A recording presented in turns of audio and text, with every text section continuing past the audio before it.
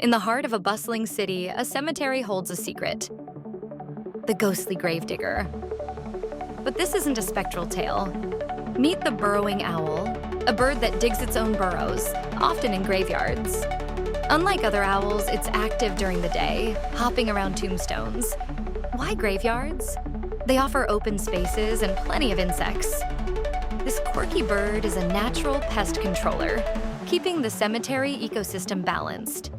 Next time you see a flutter by a gravestone, it might just be this feathered gravedigger. Like, comment and subscribe for more intriguing tales from nature's oddities.